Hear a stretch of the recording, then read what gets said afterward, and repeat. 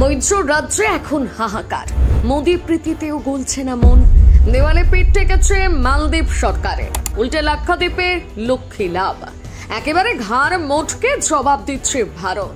কি ঘটছে মালদ্বীপে, চলুন দেখে নিই। ভারতের মন গলাতে উঠে পড়ে লেগেছে মালদ্বীপ। এমনকি দুই দেশের মধ্যে যাতে সম্পর্কের সমীকরণ ঠিক থাকে সেই উদ্যোগ নিচ্ছে দুই দেশ।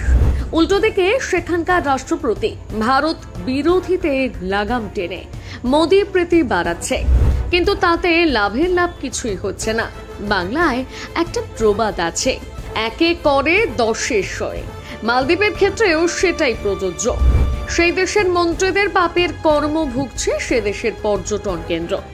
একসময় মধুচন্দ্রিমা হোক কিংবা সামার ডেস্টিনেশন, সবার কাছে পছন্দের জায়গা ছিল মালদ্বীপ। কিন্তু এখন সেই ডেস্টিনেশন ভুলে নতুন নাম হয়েছে লাক্ষাদ্বীপ। ফলে হু হু করে কমেছে মালদ্বীপের পর্যটকের সংখ্যা। চলতি বছরের জানুয়ারির ঘটনা, সেই সময় প্রধানমন্ত্রী নরেন্দ্র মোদী লাক্ষাদ্বীপ সফরে যান, আর তাতেই মালদ্বীপ এবং ভারতের সম্পর্কে হুল ফোটে। সমাজ মাধ্যমে মোদীর পোস্ট করা লাক্ষাদ্বীপ ভ্রমণের ছবি দেখে টিপ্পনী কাটে মালদ্বীপের তিন মন্ত্রী।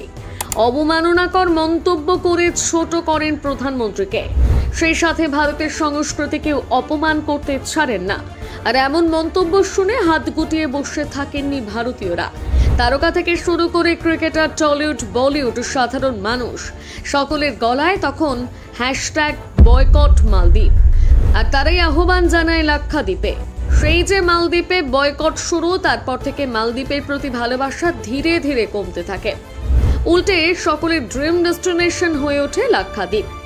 বিশিষ্ট সূত্র মারফত জানা গিয়েছে, একসময় যে লাক্ষাদ্বীপের কথা কেউ জানতো না, সেই শহরের খোঁজে এখন ভ্রমণ পিপাসুরা।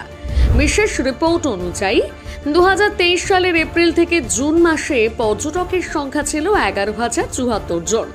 তবে 2024-এ এপ্রিল থেকে জুন মাসে সেটা হয়ে দাঁড়িয়েছে 22,990 জন। অর্থাৎ পর্যটকের সংখ্যা ডবল। উল্টে মালদ্বীপের আবার অন্য আর এক চিত্র। 2023-এর রিপোর্ট অনুযায়ী এপ্রিল থেকে জুন মাসে পর্যটকের সংখ্যা ছিল সেখানে 54,207 জন, আর 2024-এ তা হয়ে দাঁড়ালো 28,604 জন। অর্থাৎ বলা যায় এক ধাক্কায় 50% পর্যটকের সংখ্যা কমে গিয়েছে। শুধু তাই নয়, সেই সাথে উঠে এসেছে আরো চাঞ্চল্যকর তথ্য। মালদ্বীপে পর্যটকের একটা বড় অংশে থাকতো ভারতীয়রা, কিন্তু দেখা যাচ্ছে আগে যেখানে পর্যটকদের মধ্যে ভারতীয়রা তালিকায় প্রথমে ছিল, সেটা এখন পঞ্চম স্থান দখল করেছে। অর্থাৎ বোঝাই যাচ্ছে দিনের পর দিন কিভাবে সেখানের পর্যটক সংখ্যা কমছে। যদিও ভারত এবং মালদ্বীপের সংঘর্ষ বহুদিন আগে থেকে শুরু হয়।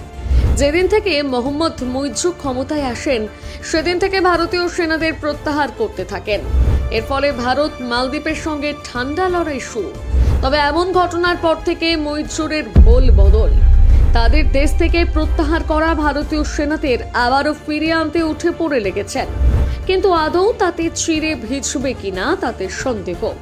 উল্টো দিকে আমাদের ভারত সরকার লাক্ষাদ্বীপকে সাজাতে ঢালাও আয়োজন শুরু করেছে।